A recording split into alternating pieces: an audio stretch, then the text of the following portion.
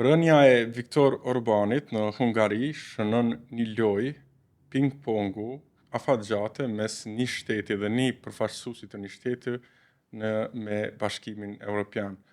Ky është e fundi ndoshta i një epoke, por edhe asaj që shihej si një lloj kushëzimi i dyanshëm ndërmjet shteteve dhe Bashkimit Evropian. Dhe për këtë, Hungaria, në fakt, e dha një përgjigje tjetër pas 16 vitesh, përmes rrëzimit në terma të sotshëm edhe një gjysmë diktatori siç ishte Viktor Orbani. Në anën tjetër, në Kosovë, si pikë arritje dhe pikë mbërritje, vazhdimisht shihet Bashkimi Evropian, si lloj antarësimi që ndoshta kish mujt me rahatu edhe situata politike, po edhe gjendje ekonomike sociale në vend.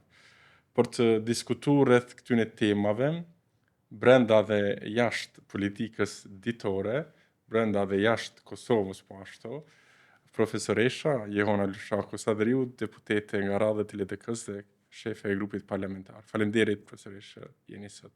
Kënaqësi, faleminderit për ftesë. Profesoresha, unë nisa si hyrje me që komor edhe këshilla, edhe kritika që politika ditore zakonisht konsumohen dhe jënë bo goxha të bajashme, po neve nështë na është imponu për shkak të situatës së krijuar tash një vit, më shumë se një vit në krizat institucionale që na jemi përfshi si shoqëni. Po si fillim, ndoshta edhe për shikues të dëgjues me pa edhe anën tjetër edhe që na mujnë me kapërcy jashtë këtyre politikave ditore, nisa me Viktor Orbanin, në fakt duke u lëmtuar pash ardhja e tij në pushtet në 98, nëse nuk gaboj, ka ardhur si forcë progresiste, në fakt ka ardhur edhe përmes disa paraqitjeve, fjalimeve që ka kërku Rusisë me heq ndikimin nga Hungaria e kështu me radhë, në mënyrë nuk e di a është paradoksale, po ai mas se që u rikthy në pushtet në vitin 2010, e tash 16 vite, do që një politik, ju në tezën e juaj e keni quajt deliberim dhe kushëzim e politikës jashtme të BE-s, po ai do që një politik që në një kënd vështrim u duk që nuk është që BE-ja po e kushëzon Hungarinë, po u duk që janë asjellta që Hungaria po e kushëzon BE-n në politikat e saja, përmes levave që tashmë janë botë njohuna, Rusia, Kina e marrëdhëniet kështu me radhë. A ka ndryshu që ajo pikpamje prej kohës që ju keni punu në tezën e juaj doktoratës, apo në geopolitikën e sotshme qëndrojnë prapë në njëjta terma si bëhet politika jashtme? Para faleminderit, urime për emisionin edhe për një është për me u përshëndet një iniciativë ku dëshirohet që dilet prej politikave ditore. E para është një lajm shumë i mirë që Orban, edhe një politikan si Orban, ka rënë nga pushteti, për shkak të diskursit, për shkak të përfaqësimit të një politike me elemente të forta nacionaliste, me flirtime me Rusin, ka rënë midis Evropës, nuk ka shkuar edhe me politikat e Bashkimit Evropian një politik e tillë dhe s'ka pas shumë të bëj me një regjim demokratik, po aq më tepër me elemente autokratike shumë të forta, që synohej me u ndërtu një shembull në Evropë që pastaj përcillej nga shumë parti të tjera. Orban ka qenë një populist tipik që ka lujt me elemente nacionaliste, në ndërkohë që ka përdorur edhe skema sociale edhe mënyrën e vendimarrjes e ka bërë të tillë që nuk i ka sfidu vendimet e gjykatës kushtetuese, vendimet e gjykatës evropiane, edhe ka sjell një politikë bërje të dëmshme duke e sfidu krejt sistemin e drejtësisë. Prandaj është shumë mirë që ka përfunduar periudha e tij në Evropë për të çuar mesazhe edhe tek partitë e tjera që synojnë me të njëjta teknika me mbajt pushtetin, po edhe me ardhmë pushtet. Në Bashkim Evropian kur jem brenda, ke raport, si me thanë, nënshtrus në krahasim me Brukselin për politika ekonomike, e pastaj janë disa politika të tjera që i ke ingerencat edhe i mbahen si shtet. Orbani e ka sfidu politikat e jashtme, politikat e sigurisë, posaçërisht, duke bashkëpunu me Rusinë dhe duke shkuar në institucionet e BE-s, duke i sfiduar vetë vendimet që i ka marrë Bashkimi Evropian, edhe kjo ka qenë, si me thënë, e papranueshme.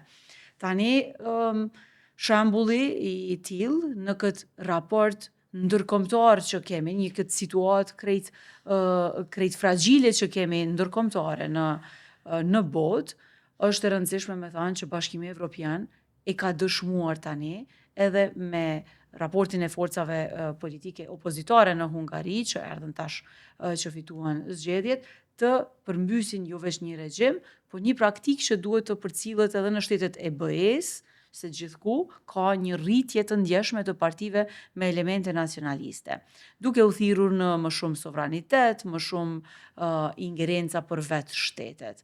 Po shihet që në këtë raport vetë Bashkimi Evropian ka arritur të i rikonsolidoj forcat duke nisë prej votave të qytetarëve. Do me thonë vetë qytetarët në Hungari e bën ndryshimin. Edhe kjo është shumë sinjal i mirë. Përsërish, në fakt, duket që është një lloj teorie dhe kështu filozofike dhe e gjuhës që terminologjitë nuk e ruajnë kuptimin në çdo kohë. Do të thonë termet dhe nocionet nuk e ruajnë kuptimin në çdo kohë.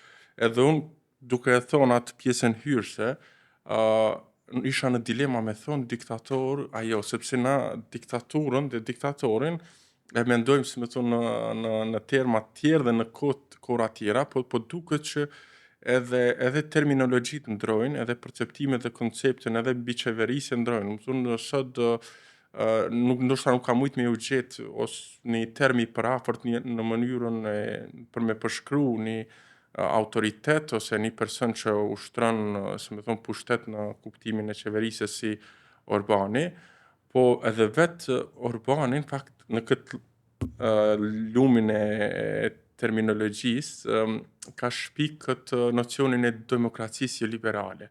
Ju e përmendët që shumica e regjimeve, le ta themi, ose qeverisjeve që mëtojnë me ngushtu disa pore ose me mbyll disa pore të shoqënisë si liria e mediave, demokracia në përgjithësi, ata thirrën në atë që nuk ka nevojë, sepse vetë Orbani erdhi me frymën e liberalizmit, po e shpiku nocionin e demokracisë jo liberale. Dhe më thonë që nuk ka nevojë domosdoshmërisht na me qenë liberal në kuptimin e të drejtave, të respektimit të drejtave dhe lirive, po na duhet me rujt sovranitetin dhe identitetin tonë si shtet, si këmbë. Dhe kjo në fakt mundet me mbizotru një kohë siç ishte rasti Orbanit në 16 vjet, po pa që për brenda ky lloj sistemi ose mënyret menumit e qeverisës sfidohet kur kriza ekonomike e ka plën një shoqëni. Do të thonë ti mundesh me i fol për sovranitet dhe identitet qytetarëve të një shteti a një rajoni, po kur ata ekonomikisht janë të dobësum, atëherë këto lloj predikime nisin e binë. Nuk e di a kishit fjalën në përgjithësi që këto lloj sisteme e përdorin këtë gjuhë dhe këto mjete për marrën pushtetin dhe me rujt pushtetit, apo e kishit në mënyrë specifike duke krahasuar me vend tjetër, për shembull këtë mënyrën si ka qeverisë ose si ka ardhur në pushtet Orbani. Është e saktë tërësisht ajo që ju po e thoni, dhe diktatorët sot nuk i gjasojnë diktatorëve tipik për gjatë historisë, po janë diktatorë bashkohor, duke u përshtat rrethanave edhe duke përdorur elementet të cilat ju shitën më mirë, ju arrin me i promovu edhe qytetarët për një moment të caktuar kanë nevojë për atë lloj diskursi. Është e njëjtë për shembull me Syrizën në Greqi. Ka qenë i njëjti diskurs me elemente nacionaliste, kur njerëzit kanë nevojë për një moment caktuar me u përbashku në terma nacional, i kthehen sovranitetit në një mënyrë të veçantë.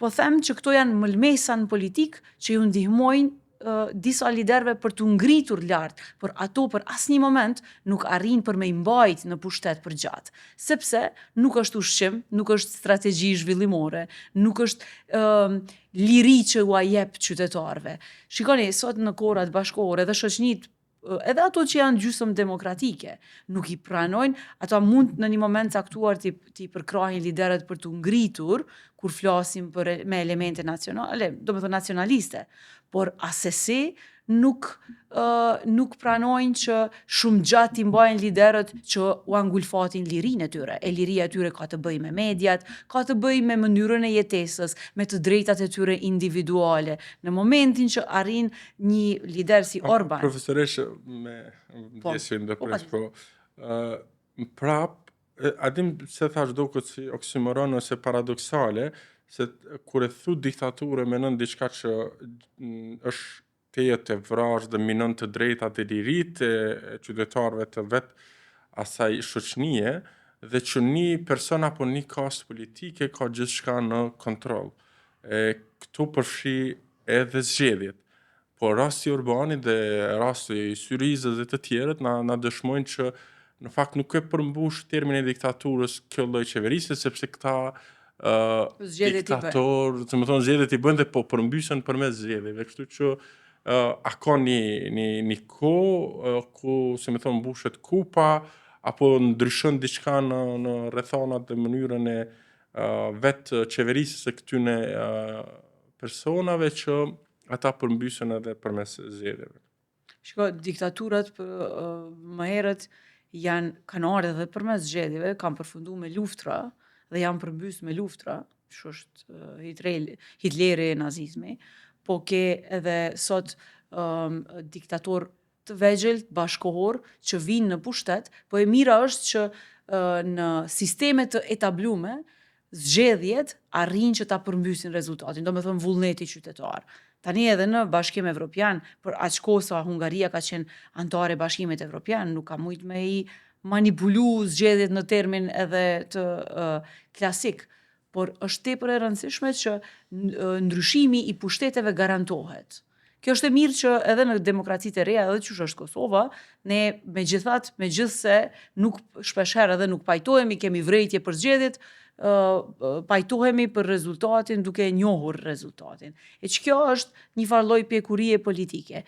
Po, tani, kur është në pushtet një diktatori tillë në pushtet, e përdor pushtetin për të arrit efekte për me e mirëmbajt qeverisjen e tij. Edhe këtu është tash cilat mekanizma i ndërton vetë sistemi i shtetit që nuk e lejon asnjë person kush qeveris mos me e përdor pushtetin. Po zakonisht pushteti përdoret dhe në këtë aspekt opozita gjithmonë është e pabarabartë kur garohet për aq kohë sa një diktator është. Duket profesoresh që diçka ju del jashtë kontrollit, se më thonë këtyne diktatorëve tash po i themi, se sado që këta shtrin ndikimin në institucione, për shembull të rasti Orbanit, edhe ndërhyrja në kushtetutë, edhe ndërhyrja në gjyqësore, minimi i të drejtave lirive të qytetarëve, ai pat humbje drastike. Do të thonë ka një moment të befasishëm kur ndron pushteti dhe një diktator ose një udhëheqës nuk e ka më në kontroll atë që ai ka mendu që e ka në kontroll. S'pedi tash mundet nështë deri dikun në rrafshin e spekulimeve, vinë këto lloj aludimet që edhe BE-ja, edhe vendet e Bashkimit Evropian, do shta dikush edhe Amerika, që përdor mjete që nuk janë shumë të vrejshme për me ta kriju ty si udhëheqës, që atë momentin e befasishëm të përmbysjes edhe nuk i mo që ka me bodhë. Të rasti Urbanit ishë a i doli edhe tha është e dhimbshme për neve. Dhe në këtë kuptim, nëse Urbanit i ka zgjatë, si më thunë, 16 vjetë, po shkojmë kështu përmes shembujve nështë në rajone, në botë, në përgjithësi, për me pa qysh përmbysen këto sisteme.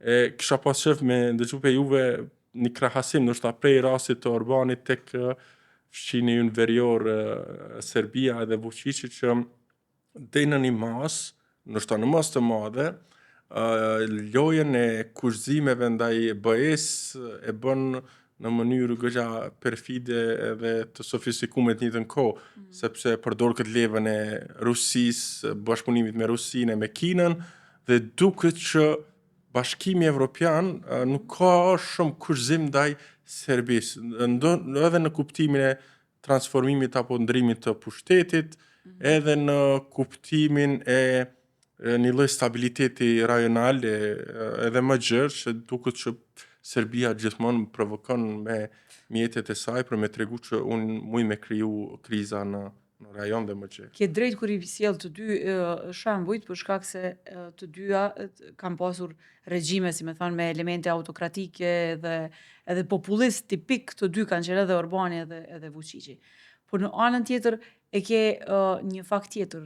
Hungaria është pjesë e Bashkimit Evropian, Serbia nuk është. Do të thënë, sistemin e Bashkimit Evropian, edhe atë të drejtësisë, edhe të mbrojtjes, edhe të kontrollit të kufive, edhe sistemin politik, edhe ekonomik, e ke të njësuar me Bashkimin Evropian. Do të thënë, ti i ke zyrtarët evropian që punojnë në Budapest, dhe ata janë pjesë e Bashkimit Evropian. Ndërkohë që në Beograd nuk e ke të njëjtën situatë. Nuk është Bashkimi Evropian ai që i kontrollon as kufijtë dhe as sistemet e brendshme. Serbia është shtet kandidat, duke i plotsu kushtet për me hy, por nuk është që e ka sistemin evropian edhe të kontrollit. Mos harroni, kur për shembull në pandemi, kur Orbani i çoi letër kryekomisionerës von der Leyen, i tha, shiko, tha, na ndihmat që na dhat ju për me i ble vaksinat, këto ndihma, tha, më jepni mu si para se unë vendosi vet, jam shtet sovran dhe e vendosi vet që shfrytëzoj. Ai mori përveç vrejtje, prej asaj kohe. Orbani sa herë ka shku në raportim në Parlament Evropian e në institucione, është ballafaqu me fjalimet më të ashpra. E tash qytetarët hungarez, kur e kanë pa vetë përfaqësuesin e Hungarisë brenda Parlamentit Evropian të u ballafaqu me fjalime dhe me kritikat më të ashpra që ja ka bo vetë Bashkimi Evropian, normalisht që ata është moment reflektimi për ta. Ju ka zgjat 16 vjet, edhe një shoqënie domethënë. Gjithashtu qëndrimet problematike krahas Ukrainës, luftës së Ukrainës, po, e vërtet. Këto domethënë Hungaria që këto 16 vjet ka qenë një shtet si me thanë, i lodhur brenda Evropës, duke dashur që të marrë qëndrime të dy anshme për me mirëmbajt shoqërinë ose miqësinë me Rusinë, por në ndërkohë e shtypur nga BE-ja për t'i ndryshuar qëndrimet. E tash në këtë presion të brendshëm për aq kohë sa je antar, nuk mundet me i rezistu. Edhe kështu që, domethënë, ky presioni dhe kushtëzimi i brendshëm është shumë më i fuqishëm se sa një kushtëzim i jashtëm që e ka Serbia sot. Normalisht që Bashkimi Evropian Serbinë nuk e pranon brenda pa i pas qarta, domethënë dyanshmërinë e politikës së jashtme, fqinësinë e mirë, raportin me Kosovën, ka shumë kushtëzime të tjera sa i përket drejtësisë, po prap, domethënë krejt çka mundet me i bë Bashkimi Evropian është mos me marrë Bashkimi Evropian, ndërkohë që Hungarinë ka pas brenda. Hungarinë edhe Greqinë, njëkohës, domethënë edhe Greqia ka pas problem derisa e ndryshoj regjimin. Do me thënë, shembuj të tillë tregojnë që Bashkimi Evropian megjithatë në mënyrë të ngadalësuar imponon vlerat evropiane demokratike, që është njëri që në fund fituesi dijes, ose mbizotron në fund absolutisht, se është inercion i brendshëm i shumë shteteve. Ekziston një solidarizim i brendshëm i Bashkimit Evropian. Megjithse kritikohet shumë për raporte ndërkombëtare, politikë jashtme, Bashkimi Evropian nuk është forca dhe akteri kryesor në politikën e jashtme. Kjo është e ditur sepse shtetet 3 kompetenca nuk i japin në Bruksel kur hyn në Bashkim Evropian. Politikën e jashtme, politikën e mbrojtjes dhe politikën e sigurisë. Këto mbeten 3 politika ndërqeveritare, të cilat megjithse koordinohen ngushtësisht, ato e sigurisë dhe e mbrojtjes, po kjo e jashtme ju lihet shteteve. Do të thonë, sot kemi intervenimet në Iran, intervenimet e tjera në kuadër të NATO-s, shtetet e BE-s kanë qëndrime të ndryshme, sepse është politike jashtme dhe kjo e drejtë është e njohur. Por sa i përket politikave të brendshme, politikave zhvillimore, ekonomike, të tatimit e plot politika të tjera, është Bashkimi Evropian njësh aty, sepse i imponon. Shqiet profesoresh në këtë diskutimin tonë edhe në atë që më tënë, si me thonë, Bashkimi Evropian me mbjell ndoshta si lloj ide dhe vlera në përgjithësi, duket që është proces shumë i ngadalshëm. Pra nuk ka një synim arbitrar në kuptimin që vjen një lider edhe synon me ardhë një lider, me përmbys një lider, një udhëheqës se kështu me radhë, se këto duken që janë ndërhyrje artificiale dhe jo afatgjate. Do të kur ti në një farë forme imponon ose mbjell vlera dhe ide të një shoqëni, ajo shoqënia e përgadit veten për me u parafru me Bashkimin Evropian. Ama duket një rast jo shumë i zakonshëm, për shembull ai që njihet si Brexit, edhe që lindën disa dilema, në fakt në kuptimin e politikës së jashtme dhe ndërhyrjeve në përgjithësi, na kemi pas deklarata që e shohin Bashkimin Evropian si tigër prej letre, po nëse e shohim prej asaj që ndodhi me Brexitin edhe daljen nga BE-ja, u duk që ka një lloj skepticizmi në Bashkimin Evropian dhe nëse në disa vende si Hungaria ose Serbia që përdorin këtë lojën jo shumë të pastër, si me thonë, të marrëdhënieve, në anën tjetër Britania e Madhe deklaron në një farë forme ose merr vendim me dalë prej BE-s me një lloj arsyetimi që nuk përmbushen apetitet e tyre në terma ekonomike, terma të tjerë. Nuk po di a ka kaq shumë, si me thonë, goditje ndaj këtij entiteti që thirret BE, që me i lëkund edhe shtyllat e vetë këtij, si me thonë, formacioni politikë. Dibran, veç diçka që do më thonë, rënjën e Orbanit në Hungari nuk duhet me interpretu si një arritje të Bashkimit Evropian. Do me thonë, kanë qenë para së gjithash forca të brendshme, emancipim qytetar, një kërkesë për ndryshim të prej brenda, por kjo ka qenë e asistume dhe e ndihmume për gjatë viteve, me shumë kritik, me shumë presion edhe nga Bashkimi Evropian. Do me thonë, veç kjo është e dyanshëm, nuk mundemi me interpretu si një rezultat, si me thonë, t'imponum prej Bashkimit Evropian, se si i tillë s'ka qenë i nën presione, nën kushtëzime të BE-s, por gjithsesi është një movement, është një lëvizje e brendshme, kërkesë e qytetarëve për ndryshim. Bile është shumë mirë me studiu edhe me marrë shumë shembuj prej tyre. Në Bashkim Evropian dhe Brexiti, edhe Brexiti ka qenë, si me thanë, një lëvizje e brendshme e një partije politike që u nis si lloj diskursi populist për t'ja kthyer, si me thanë, resurset Britanisë dhe interpretimi më i thjesht ka qenë, shikoni Bashkimi Evropian po na merr kaq shumë buxhet dhe nuk po marrim në fonde prapa investive, zakonisht politikat agrare kanë qenë ato që i thithnin dhe ata interpretonin që Franca po merr më shumë fonde, na po participojmë më shumë e nuk po marrim. Qështu ka qenë, është nis si diçka shumë e thjesht në Britani si në kampanjë elektorale, po që pastaj nxiti edhe rriti incentivat në kuptimin e qytetarëve të vjetër që kërkonin ktimin e Britanisë si akter nacional. Në fakt, me gjas nuk është e çuditshme, po hulumtimet që në bëu kanë dëshmuar që ajo lloj narrative dhe ajo lloj propagande i ka apelu një target grupi që në moshat e mesme të shtyme, ndërsa të rit kanë votuar kundër daljes nga Brexiti dhe kanë pa perspektivë në Bashkimin Evropian, po verdikti në fakt. Po veç është shumë interesant se referendumet kanë pas participim shumë të madh të gjeneratave më të vjetra që e kanë dashur rikthimin e Britanisë si me thënë, të para Bashkimit Evropian, Britanisë ku koordinohet më shumë me SHBA-n, bën më shumë politika anglosaksone se sa eurokontinentale, edhe më pak të ri që kanë participu. Dhe faktikisht kjo është një referendum që shumë pak ka pas dalje në votime.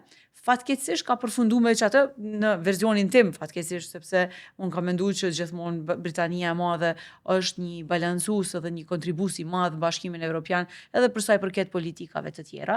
Ju ka kushtuar shumë pastaj se ka zgjat, është hera e parë që Britania e ka vu një nen të traktatit të Bashkimit Evropian për daljen e një antari. Është hera e parë që ka dalë një antar dhe ka pas 2 vite negociata se si ta menaxhojnë daljen e Britanisë, e pastaj kur fillun të rrit me i humb të drejtën për me marrë bursa prej fondeve të Bashkimit Evropian, të rrit kur humbën participimin, ka qenë një luftë e brendshme në brenda Britanisë, se qysh me i pranu gjithë këto humbje. Pastaj kanë ende marrëveshje që paguajnë dëmshpërblim ndaj Bashkimit Evropian për shkak të kontratave që ata i kanë pas Me i ka spyt, me siguri kishin dashur me u kthy. Në çdo 2 vite pa i ka qenë proces. Ka qenë shumë interesant se universitetet e klasat që intelektuale nuk e ka përkrah Britaninë dhe zërat për me u nda prej Bashkimit Evropian. Po ajo ka qenë, domethënë, kur nganjëherë tash historia bashkëkohore po na mëson që nganjëherë disa ide jo shumë të mençura, po fitojnë. Të zbukuruara. Kjo është pjesa, kjo është çmimi për me u ndëgju në fakt. Kjo është çmimi që demokracia, sistemi demokratik ja u jep shteteve, sepse qytetarët nganjëherë nuk e dinë se çka është më smiri. Po kjo është diçka tjetër. Ju njihet e drejta e shumicës dhe shumica fiton. Përsërisht se koha po na ecë shumë shpejt, kur me gjatë kur shka përderi dhe në geopolitike dhe s'mundesh me përtheku këtë diskutimin. Unë kisha dasht me kalu të një dimenzion tjetër i angazhimit juaj, sepse që më thonë edhe vetë diskutimi edhe biseda fillestare ish për mu ma e kallajshme, se mundesh me fol për ide, për koncepte, mbranda politike, se kështu. Po ju vendosët së fundmi, tash u bën pak vite që e keni vendosë me u angazhu edhe politikisht në kuptimin partijak, edhe me u bu pjesë e LDK-s. Nuk e di, a ekziston një përshtypje goxha e zgjerume që gjithçka që ti sheh prej jashtë është në masë të madhe e kundërta e asaj që e sheh prej brenda edhe në kuptimin e politikë bërjes në përgjithësi. Veç dysha me ju pyet për përvojën e juaj, vendimin për me u kyç, se me thonë në politikë, platformën politike që ju keni zgjedhë edhe mandej me kalu te çështje tjera. Unë kur kam studiu gjuhë gjermane edhe shkenca politike. Pastaj kam vazhdu studimet master në evropianizim në Gjermani edhe doktoraturën po ashtu.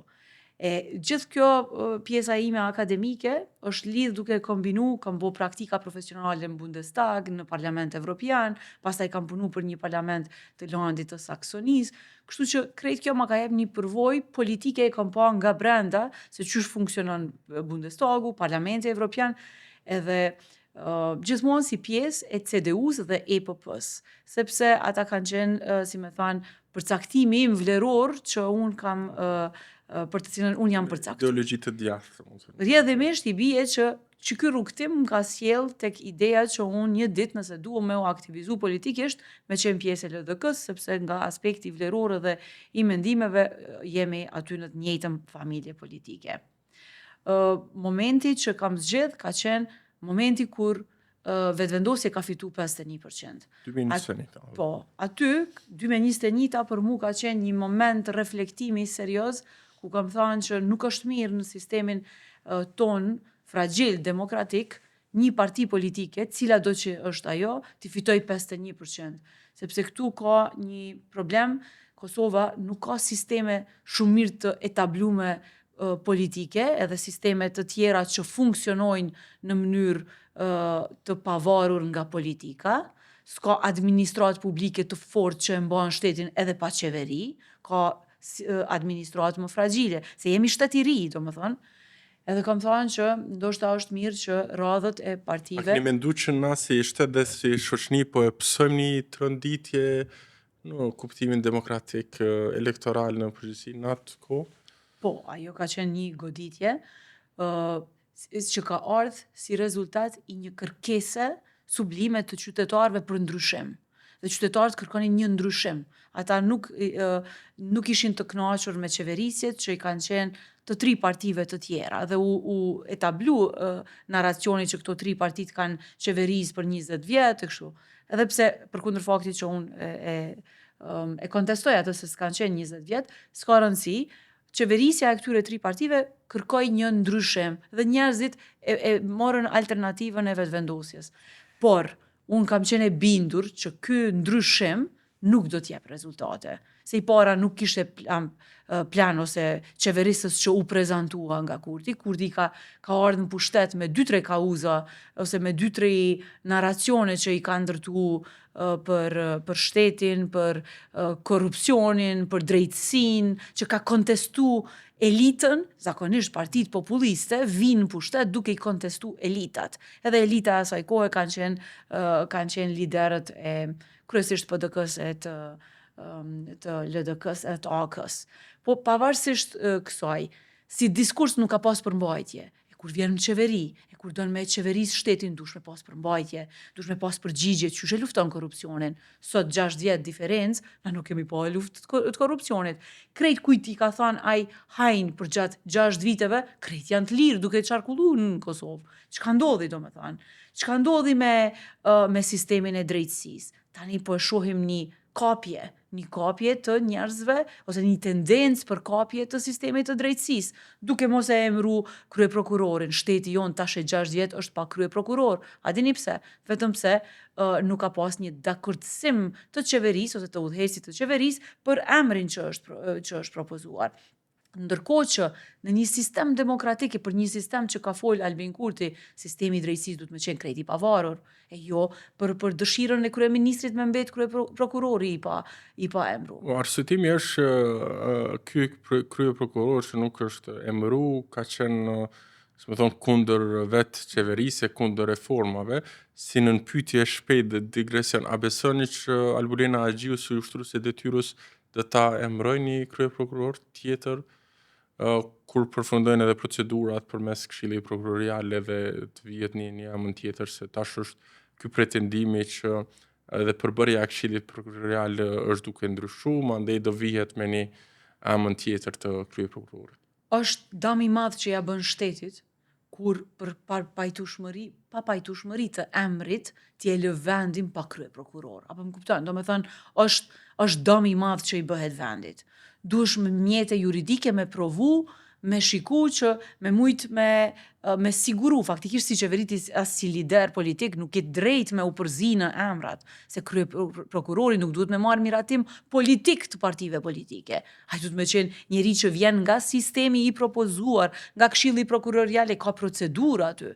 Tani s'ka mujt presidentja për 5 vjet me bo kryeprokurorin, unë pak kam shpresa që mundet një ushtrues e detyrës me emëru dikë, po duhet me u siguru që procedura e selektimit të kryeprokurorit të jetë e pavarur dhe e paanshme, dhe jo me ja plotësu dëshirën një liderit caktuar politik. Kur po flas kështu për lider politik, unë me të vërtet jam të e marrë konsiderat, nuk jam të e pas parasysh veç vetëvendosjen, po cilën do parti që qeveris.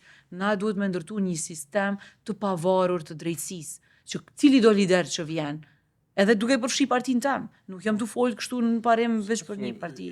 Është dashme me kriju një lloj infrastrukture që mundson që sistemi i drejtësisë me qenë i pavarur. Ju profesoresh nëse kthehemi pak te 2021 dhe atë që po thoni ju. Kur ishim të fol na për udhëheqësit në rajon e rastin e Orbanit e kështu, ju e përmendët që ajo që në fakt është edhe vërtet për rastin e Orbanit dhe narrativat e tij për mbajtje e mirë mbajtje të pushtetit, që nuk ka rëndësi gjithmonë respektimi i lirive të drejtave, po të duhesh me u thirrë në një lloj sovranizmi dhe identitetit të kombit të atë shtetit për me rujt strukturën edhe pushtetin qeverisës, që në rastin e Orbanit ishte 16 vjet. E di që ju nuk bëni krahasime, mundën me qenë të pavenda ato, po a e kishit ose unë të paktën unë e kisha një ndjesi që në këtë terme ju po operoni duke ju përafru edhe mënyrës që Albin Kurti qeverisë ose e mirëmban pushteti. A mendoni që është rasti i njëjti i lëvizjes vetëvendosje dhe Albin Kurtit në termat që pushteti mirëmbahet përmes narrativave të mëdha, apo ka diçka tjetër që na ende nuk kemi mri me sheshëzu apo me sqaru me që pushteti prapë i Albin Kurtit është shumë i konsolidum? Absolutisht ka ngjashmëri. Ka ngjashmëri në kuptimin edhe terminologjik, edhe të ndërtimit të narrativave, edhe të shfrytëzimit të momentumeve, edhe duke ndërtu, zakonisht liderët po dhe partitë politike populist i grupojnë arsyet, i grupojnë i thjeshtëzojnë, terminologjinë duke ju dhënë epitetet thjeshta, zgjidhje të thjeshta problemeve që janë shumë të komplikume. E sfidojnë sistemin e drejtësisë, e sfidojnë vendimet, na kemi pa që për gjatë qeverisjes së Kurtit 10 vendime minimalisht kanë dalë jo kushtetuese, sa ligje kanë dalë jo në harmoni me kushtetutën, mos them jo kushtetuese, po them që s'kanë qenë në harmoni me kushtetutën. Bile ne si parti politike kur i kemi çu në gjykatë kushtetuese, ata na kanë akuzuar pse piçoni, ndërkohë që ato ligje kanë dalë jo kushtetuese. Që ky sfidimi i brendshëm jep epitetin që këta janë parti politike që ju domosdoshmërisht dëshirojnë me punu në harmoni me aktet kushtetuese. Edhe kjo është tendencë edhe populiste, po edhe me elemente autokratike, diktature, që këtu janë elemente, nuk po them unë që është diktature e etablume, sistemi e etabluar, gjithsesi mendoj që vullneti edhe na historikisht e njohim energjinë edhe vullnetin e qytetarëve të Kosovës për një Kosovë demokratike, një Kosovë çfarë të pavarur, po që nuk e duron diktaturën. Kështu që unë besoj shumë në këtë forcën edhe fuqinë popullore, që nuk e lë asnjë diktator të ngjizet edhe të ndërtojë diktaturë. Por, për çka po them? Veç më lejo që ta përfundoj. Po them që ka pas një momentum ku qytetarët kanë dashur një ndryshim. Dhe ky ndryshim ka ardhur Albin Kurti sepse s'ka pas alternativa të tjera. Po duket që ata janë të bindur që ndryshimi nuk është realizu akoma në plotësi, sepse këto është duhet thonë, nëse një rrëfim dominon në 2021-ën, nuk e di a mundet me qëndru lart, që më thonë, ai rrëfimi njëjtë, përkundër siç po thoni ju mos punës, me qëndru lart rrëfimi për 6 vite dhe mas 6 vite prap me kapitalizu rezultatin e njëjtë të 51%. Jo, shikoni, me rritjet e inflacionit, me krizat financiare, njerëzit kanë me fillu me ndje krizën financiare ekzistenciale. Tash, nga dal na po hymë në një cikël tjetër ku qytetari e ka problem me financu jetën e vet. Shikoni inflacionin, rritjet ekonomike, po na kemi momentalisht një sfidë tjetër. Vetëvendosje, po e mban shtetin duke i mbajt tatimet lart, aksizën lart. Na për shembull kemi pas rastin e naftës, ku qeveria nuk po ndërhyn as pak dhe kishte mujt me ul çmimin e naftës. Argumenti është në përbot krize, jo, veç kanë dëshmu që na jemi një shtet që edhe sipas mënyrës së qeverisjes mbledhim taksa dhe i shpërndajmë të ata që kanë nevojë. Po, veç mos haro, hala qytetarët se kanë vrejt. Sepse këtu kemi të bëjmë me një pabarazi qytetare të jashtëzakonshme. A ka folë Kurti vetëvendosje gjithmonë për barazi qytetare, që po bojnë sot? Po i tatojnë të gjithë qytetarët njësoj, po e mbushin buxhetin që kanë nevojë. Po ja kthejnë atyre që pensionistëve, mendojnë që duhet. Po ja u kthejnë disa kategorive. Dhe jo, më besoj që kanë nevojë, më thonë pensionistët, studentët, familjet në nevojë. Po kanë nevojë. Përmes subvencioneve dhe pakove që edhe i shuajnë të pakot të rimëkëmbjes. Respekte për atë, për këto kategori, po veç mos harroni, e jepi rrogën e 13 për sektorin publik, ndërkohë që diskriminoj totalisht punëtorët e sektorit privat. Ata janë qindra mira qytetarë të Kosovës që i paguajnë edhe ata tatimet përmes pagave të tyre, por nuk u dha të drejtën e rrogës së 13. A din çfarë do të thonë? Është diskriminuese. Ajo është përgjegjësia e punëdhënësit. Jo, nuk është. Jo, veç pak. Kur thu rroga e 13, ti duhesh me e bo një ligj që e garanton gjithmonë pagën e 13, edhe që nuk i diskriminon qytetarët Ata që thanë që na punojnë. mujmë me bo një ligj për rrogën e 13 në sektorin privat, po ajo mbetet në diskrecionin Po dhe ajo në është përgjegjësinë diskriminuese. e Është punëdhënësit. diskriminuese. Jo, nuk është ashtu. Gjithkund botë ka një ligj që i definon pagat. Pastaj unë, po e zëm, nëse do të punoja unë në sektorin privat, unë i paguaj shtetit tatime njësoj si ai që i paguan prej sektorit publik. Paga e 13 duhet me ju garantu të gjithë punonjësve, pavarësisht kush ma pagun mu. Unë se di a sektori privat, a sektori publik.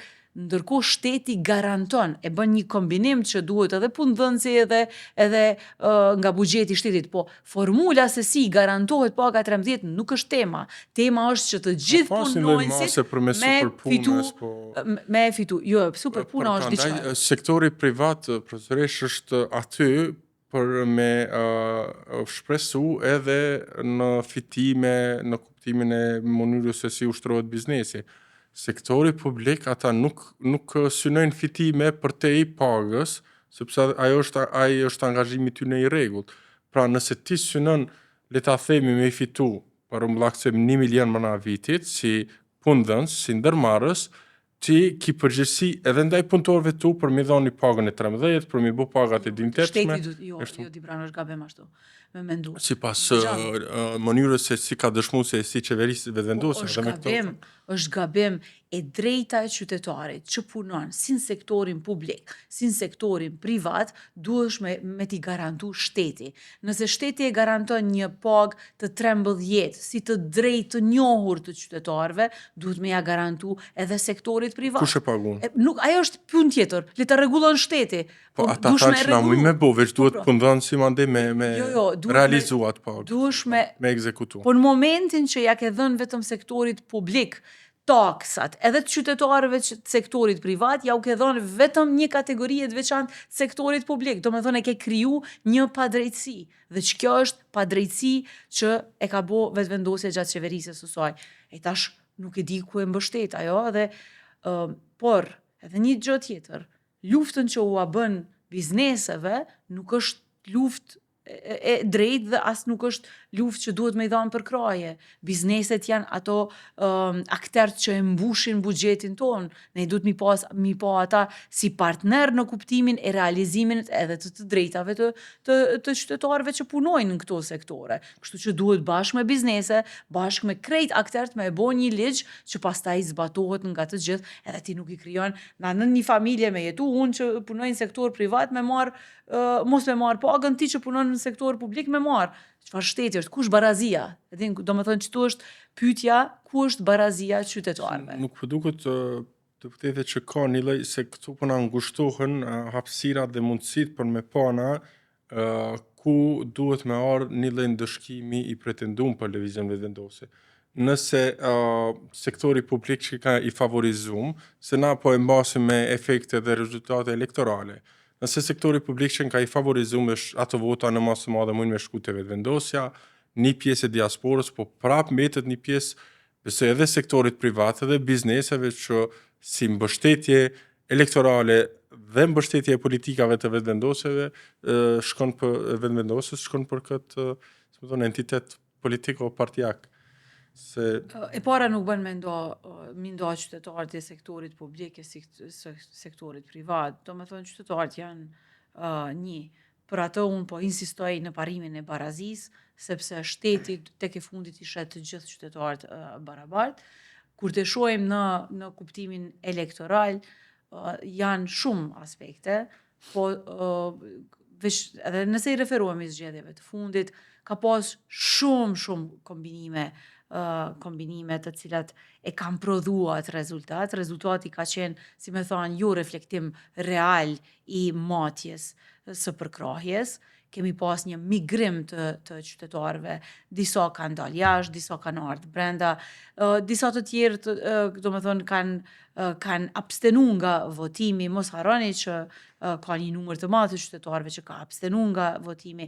Kështu që ky rezultat ka qenë i momentit, dhjetori, nuk është reflektim real. Por ne kemi njohur si rezultat, pavarësisht arsyeve, Keni bën diskutojmë analizë të brendshme me këto që po thoni, marr parasysh edhe rezultatin e LDK-s që ishte i ulët, domethënë a keni një lloj matje apo keni bën ai hulumtim për me pas si janë përcaktuar këto si kanë grupime? migruar edhe votat edhe për kraja. Po e kemi bërë, po neve na del që kjo krejt ky migracioni edhe i elektoratit tonë edhe jashtë Kosovës në momentin kur janë mbajt zgjedhjet ka reflektuar në këtë. Po them që e kemi marrë me seriozitet për shkak se qytetarët në përgjithësi po kërkojnë më shumë nga partitë opozitare, po kërkojnë më shumë aktivitet, më shumë mishrim me kauzat, më shumë aktivitet në kuptimin që një opozit më aktive, krejt këto i kemi si mësime të nxjerra, por ajo që është e rëndësishme është që kur politika ose kur politikanët janë në pushtet, që është Albin Kurti sot, ka resurse të hatashme në dispozicion, po i përdor ato edhe në fushata, edhe në momente parazgjedhore, edhe ato pastaj po prodhojnë një efekt. Që i bie që në këtë garën e fundit nuk kemi qenë të barabartë. Ne nuk e kemi pushtetin e Albin Kurtit, ne nuk i kemi ata 7 gjipat që ai i kritikonte kur ishte opozit, ai i ka sigurimin, i ka qindra miliona euro që i lshon në skema sociale me vendime të njëhershme që i bie ad hoc, merr vendime për shpërndarjen e paras. Tani po kemi një farë situate të re, tash edhe në kuvend, po shohim që po i aprovon shumë ligje brenda një seance me qëllim që të na çoj ka zgjedhjet. Krejt kjo është një farë forme e pasigurisë në qeverisje, që ai po e prodhon. Shikoni, edhe për politikanët populist është shumë karakteristike që ata mbijetojnë në kriza. Krijojnë kriza, mbajnë kriza. Shikoni, në krejt këtë një vjet e gjysmë krizash politike që i kemi në vend, ai është në pushtet. Ai vazhdon me menaxhu buxhetin e Kosovës, e që pastaj po jep edhe Vërtet edhe që me që jemi edhe ka fundi, ndoshta tash pashmangshme me fol për politika ditore edhe krizat që janë prodhuar së fundmi në Kosovë. Duket që qytetarët nuk e kanë ndjesinë që është, si më thënë, veç Albin Kurti fajtor në këtë lloj krize që është prodhu. Ata një lloj kontributi goxha specifik ja japin edhe opozitës. Dhe duket që tash përballja e narracioneve të reja që duke janë të reja, në fakt janë të përsëritura tash në një vit e më shumë, një vit e 2 muaj sa u bën, është që kujt i mbetet faji nëse shkohet në zgjedhje, kujt i mbetet faji për krizën. Në 2025 e kishim një verdikt për kush ka faj më shumë e kush më pak, dhe u prodhu përmes 28 dhjetorit si rezultat final. Po tash duket që, se më thonë edhe ajo që po e thëni ju, jemi në një situatë që kemi has në ngërçin e radhës që thirret ose quhet pozita e presidentit apo presidentes. Ju shkoni në takime, në ndërkohë gjithë diskursi juaj është që ky është një person për Albin Kurtit me tendenca për të qenë autokrat, për ta mbajtur pushtetin, edhe përmes krizave, edhe përmes rrëfimeve të tija e kështu me radhë, po në fund nëse shkohet në zgjedhje, duket që nuk ka shumë luhatje të elektoratit, kjo si masë ose si parametër për me gjyku situatën politike që ndodhemi, dhe në anën tjetër lind që pyetja, nëse është autokrat, nëse është i rrezikshëm, pse duhet me shku në takime. Jo, e para duhet me ja njoft përkrahjen qytetare, domethënë secili e palë zgjedhje i ka dhënë atij përkrahje. Kjo e fundit 51%. Na ja njohim pavarësisht çka e qysh, domethënë ai e ka përkrahjen. Dhe këtë domethënë dush me ja njoft si drejt legjitime mas pare. E dyta është që ai është në qeveri. Në detyrë apo pa detyrë, domethënë ai gjithmonë ka qenë për gjatë një vit e gjysmë në detyrë si kryeministër. Dhe me këto 51%, ai është personi që e udhëheq politikën në vend se e ka peshën, përkrahjen e ka, dhe përgjegjësinë që ja jep kushtetuta. E ka pas për me prezantu kryeparlamentarin, tani e ka në rolin e zgjedhjes së presidentit. Pesha, ndaq faji, ndaq rezultati i takon atij. shkojmë ose s'shkojmë zgjedhje, i takon vendimi atij, se i ka shumicën e deputatëve në kuvend. Do të thonë na nuk mundemi. Opozita s'ka mundësi, tash unë nuk po flas në emër të opozitës, po as LDK-ja, nuk e ka fuqinë që e ka Albin Kurti. Po ta kishim, do të kisha ardhur këtu me një version duke thënë që kjo është zgjidhja jonë, po na nuk mujmë me prodhu zgjidhje. Tash do me thonë një president nuk mundet me u zgjedh pa përkrahjen e vetëvendosjes. Për këto jemi të detyruar mi pa dhe me prit lëvizje prej tij, cili është propozimi, për çka kërkon ai përkrahjen, me kaq vota sa na kemi. Një përshtypje jo pak e përhapun, është ju po thoni jemi të detyruar mi pa lëvizjet e tij, po një përshtypje është që ju duket që përmes lëvizjeve tyja jepni një ndjesi edhe të nështrimit ndaj fuqisë që ai ka. Thonë shkuarja në takime, një lloj konstruktiviteti dhe çfarë që ngjan. Shiko, të gjitha partitë politike e kanë me obligim që të kontribojnë në raste caktuara për vendime politike. Na i kemi 15 vota dhe për çato 15 vota duhet me qenë në rolin ton parlamentar. Roli jon parlamentar na detyron që ne të kontribojmë nëse ka nevojë për 15 vota për një mbështetje për cilën ne pajtohemi, edhe ne ja japim përkrahjen. Prandaj po jemi konstruktiv, po shkojmë dialog. Unë personalisht e kam lavdëruar momentet kur ai ka ftuar në takime edhe ka thënë që kemi me zgjedh me dialog. Shikoni, dialogu është elementar për ushtrimin e politikës. Kompromisi, konsensusi, këto janë koncepte bazike të demokracisë. Dhe duhet mja njoft edhe faktikisht me ja uploadu nëse i ka këto cilësi. Shiko, unë kam dilema shumë esenciale se e shoh parlament sa të ngurt janë disa politikan për me bo kompromise, konsensuse. Kjo nuk është vlerë demokratike. Ne duhet negociojmë për aq gjatë sa vim tek një zgjidhje që pajtohemi. Mu po nduhet situate sikletshme, nëse kisha qenë pej brenda, nëse ju ja aplaudoni gatishmërinë e kryeministrit. Kjo është elementare. Po, për konsensuse dhe dialog. Ama ai po ju fton juve dhe pas takimit po thotë ju mirë që jeni këtu, po nuk jeni të mjaftueshëm në kuptimin e votave që i keni. Ai po thotë që mirë që jeni duke ardhur në takime, po nuk na mjaftoni me votat që i keni, sepse prezidenca Korumi për të deputet që tashmë dihen, nuk i siguron vesh LDK-ja, po duhet edhe dikush tjetër. Çka thot Albin Kurti është pjesë e tij. Çka themi ne është që ne po e kryejm obligimin ton parlamentar dhe obligimin ton qytetar për t'i kontribuar themelimit të institucioneve, për ta bërë presidentin, për aq sa kemi ne fuqi. Ajo çka deklaron ai është përgjegjësia e tij. Nesër pas nesër ai ka me ballafaqu me qytetar dhe ai është i vetmi që ka përgjegjësinë edhe të zgjedhjes së presidentit me i kontribu situatës. Na po e bëjmë pjesën ton, rolin ton në demokraci. Na që jemi parti institucionaliste. Gjithmonë kemi thënë që kontribojmë për me u themelu institucionet, për me u bë institucionet. A priori nuk i synojmë domosdoshmërisht që zgjedhjet, që ne t'i shkaktojmë zgjedhjet në këtë situatë, por si parti politike do t'jemi të gatshëm të shkojmë zgjedhje nëse Albin Kurti vazhdon me bo negociata pa rezultate. Ne jemi të gatshëm për me shku në zgjedhje dhe aty pastaj do t'ja numrojmë krejt këtë përgjegjësi që nuk e ka mirë përdor për me i dhanë vendit.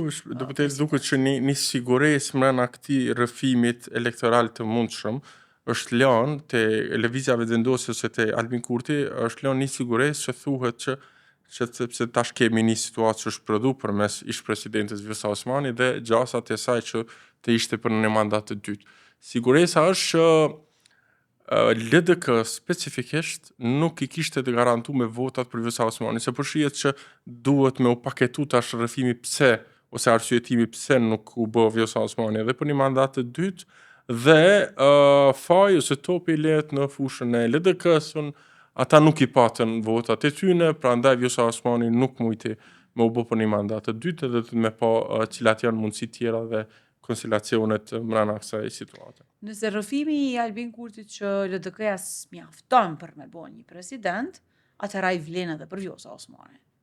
Do me thënë, nuk mjafton, sepse do me thënë, si pas ka LDK-ja krejt, s'qenë kanë mjaftueshëm 15, edhe po t'ishim ne 15, do të mjaftonin, apo, se Albin Kurti po thot nuk jeni mjaft. A është që kjo rrëfimi? Po, ama te Vjosa Osmani duket që kanë ndoshta një lloj pezmi, duket që LDK-ja nuk është shumë e sigurt a me pranu Vjosa Osmanin. Hiç s'ka pas dallim. Ne si parti deri në këtë moment kemi qenë totalisht të unifikuar. Herën e kalume, kur Albin Kurti ka dasht Vjosa Osmanin me bo presidente, ne i kemi pas më pak se 15 vota, kanë qenë edhe atëherë disa deputet që nuk e kanë votu Vjosa Osmanin, po megjithatë është zgjedh. Po do me thënë, i bie që Albin Kurti nuk i ka pas votat. Jam e sigurt që në grupin e tij parlamentar ka pas kundërshtime për Vjosa Osmanin, e hiç nuk kam dilema për grupin ton parlamentar, sepse në grupin ton parlamentar nuk ka qenë diskutim. Po duket deputeti që e keni një provë para vetës në lidhje me Vjosa Osmanin, edhe nëse nuk i kishit votat ose përkrajen për presidente, për mandatin e dytë për Vjosa Osmanin, duket që tash për shkak të pozicionit të saj jashtë institucionit dhe në politikë bërje në përditshmëri, duket që tash duhet një provë tjetër me u përgjigj pa një provë tjetër. A do të jeni bashkë me Vjosa Osmanin apo jo? Kjo është nështë testi që potencialisht mundet me ju ardhë para vetës në një kampanjë tjetër elektorale. Shiko, si LDK kemi thënë që ne tash kemi me hyrë në një proces ku Kosovës t'i ndërtohet një platformë pak më e madhe që përfaqëson politika më të djathta të qendrës, që i garantojnë zhvillim ekonomik edhe mirëqenie të qytetarëve, dhe kjo ide kërkon një bashkim edhe një, si me thanë, rritje të radhëve tona, të njerëzve të cilët nuk dakordohen për politika të majta të qendrës, por që vijnë nga e djathta e qendrës. Dhe për ta ndërtuar këtë blok politik, ne do të ndërmarrim të gjithë hapat që ta rrisim LDK-n edhe ta promovojmë idenë sa më shumë që të jemi një platformë konkurruese me të majtën që sot është që përfaqësohet sot nga vetëvendosja. Dhe në këtë kuptim, domethënë nëse bashkëpunim dhe ka hapësirë absolutisht, domethënë ne nuk kemi kundërshtuar emra të përveçëm, sikur që se kemi bërë as për emrin kur ka qenë fjala për presidenten. Po, deputete, për fund se na iku koha shumë shpejt. Në situatën që gjendemi edhe ditët veç po shtjerën, me po shkojnë shumë ma shpejt se sa që kemi ujtë me paramendu, po duket që konsenzusi e vullneti politik janë largë për kundër takimeve që ndodhin. Ju keni përmend një lloj frazeologjie, le ta themi, që duhet marrëveshje klasike politike, dhe kjo deri në një masë është nënkuptu si ndarje e pushteteve. Në një ofertë gjeneroze, le ta themi, për ndarje të pushtetit në brenda qeverisë, me marrjen e presidentit nga LDK-ja, apo krye parlamentarit, apo çdo që është ajo marrëveshje, a kishit konsideru se duket që në rrëfimet elektorale që ngjizen shumë kohë para se marrë zgjedhjet, që është dëshmuar edhe përgjatë 2025-s, gjithë këto vegza lihen rrugës, edhe dikur si ajo e 2025-s që ishte që na i dërguam 2 letra LDK-s për bashkëpunime, ata nuk ishin të gatshëm për bashkëpunim. Edhe tash në këto takime dhe diskutimet që ndodhin edhe në publik, mund me ardhë një situatë që thuhet na i ofrum LDK-s ministri, i ofrum poste e kështu, po ata prapë nuk deshtën me bashkëqeverisë dhe prandaj duhet ndëshku sipas rrëfimit të 2025 që ishte më shumë i ngjizur atë kohë. Ky rrëfim s'mundet me u ndërtu, sepse për aq kohë sa thotë që LDK-ja nuk është mjaftueshme, nuk mundet me thënë që LDK-ja, domethënë, e ka na çoi zgjedhje, se kemi atë fuqi. Gjithsesi, deri tash nuk ka një plan të tillë, nuk ka një propozim të tillë, por ky pasaj kërkon një deliberim të brendshëm partijak që na përcaktohemi se a jemi apo nuk jemi, ka të bëjë me qasje të ndryshme, se na jemi edhe ideologjikisht, si me thonë, pak a shumë larg, ne kemi një program qeveris që kemi prezantu, kemi njerëz kualifikum, jo çdo ofertë është ofertë, por nuk ka një diskutim të tillë. Kështu që nuk është në horizont një bashkëpunim i tillë. A dim se kemi thënë për marrëveshje klasike, sepse për me dalë prej situatës, për me zgjedh presidentin, për mi dhanë Kosovës president, vërtet ka pas vetëm dy rrugë. Një për një president konsensual, që do t'ishte kërkonte bashkëpunim ose përkrahje ndërpartijake, më shumë partive, dhe një klasik politik. S'do me thonë që duhet me qenë gjithsesi me LDK-n, mund të me qenë me parti të tjera. Ka parti që kanë numra. Ideja është që çto dy rrugë janë. Edhe treta është imponimi, po imponimin kemi thënë që ti s'mundesh me na imponu, çështu që ka thënë po shkojna në kuvend me dy emra partijak, me dy emra të antarëve të partive. Ja, s'shkon. Nuk i kemi shkuar as në sallë, se nuk është, kjo domethënë është vërtet është përçmuese. Kështu që në vende demokratike dush mu ul me dialogu, me i pas krejt pjesët e gatshme, ofertat e gatshme, edhe me bashkëpunu deri sa të del një emër konsensual ku pajtohen partit dhe të del një formë e bashkëpunimit që ajo definohet me një marrëveshje. S'ka udhërrëfys, s'ka do me thënë katalog ku ti thu jo që qëta po e marë.